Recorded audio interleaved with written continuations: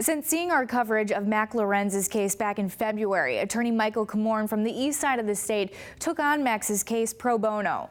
And Comorn tells me for the last 6 years, he's dedicated his practice exclusively to the medical marijuana patient and caregiver representation. Comorn calls Max's case scandalous and says a major problem here is that law enforcement are dealing with more of a public health issue. Like many card-carrying medical marijuana patients across the state, Max Lorenz finds himself caught between his doctor's orders and a judge. When I followed my doctor's recommendations, that's when my health started to get better. Going back and following what the judge is saying, my health's been just deteriorating ever since. And so it's a scary road I'm going down, but I have to comply with what they're asking, and I just don't know what else to do. But his case has come with some devastating consequences. In February, Max was charged with a 2-year felony, possession of a Schedule I controlled synthetic substance. Now his 5-year-old son has been taken away, leaving him with just supervised visits. And all of this because Max called 911 in September for a family medical emergency, when the deputy who responded to the call found a smear of butane hash oil in his home.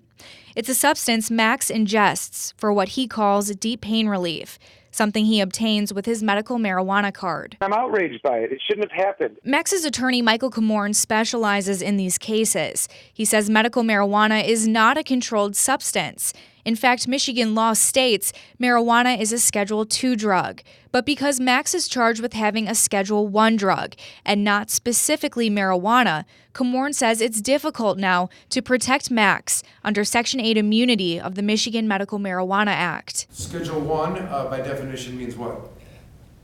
Is a controlled substance that has no quote-unquote medical use. Comorn believes part of the issue here is a recent policy change in Michigan State Police lab reporting. They had a policy change, but why?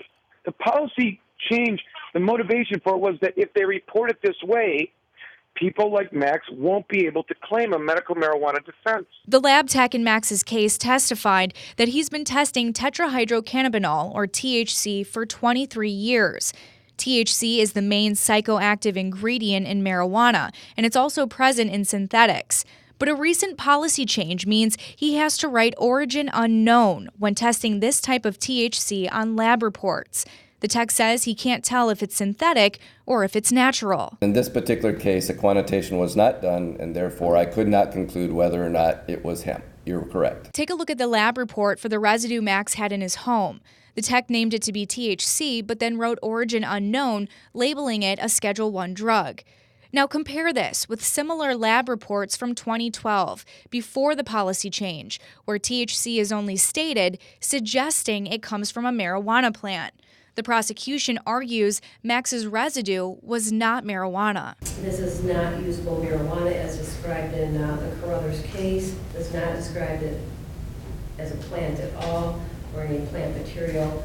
We would ask the court to bind it over as charged. Comorn says this policy change is the difference between a felony and no charge at all for Max, saying he should be protected under the Michigan Medical Marijuana Act. He asked the judge to dismiss it. They admitted that on the stand. That is very, very, very disturbing to me, because it means that the politics and law are affecting the truth. That's not how it's supposed. We're supposed to rely on science to make the case. But for now, Max says he's following court's orders and he's back to taking what he calls debilitating prescription pain pills.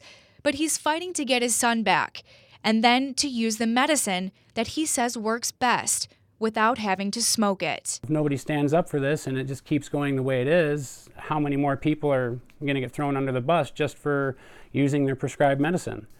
And it's just ridiculous. And another point in Max's case is that the prosecution is arguing that Max's hash oil is not, quote, usable marijuana, something that's defined in a previous case called People versus Carruthers. Now, usable marijuana there is just from the plant material, but Comorn argues that a hash extraction comes directly from the resin of the marijuana plant, which he says would be legal. Now, we'll stay on top of this case and let you know the outcome. Meantime, there is pending legislation that would rewrite the medical marijuana laws, and they've been reintroduced in Lansing. In the studio, Dana Chiklis, Fox 17 News.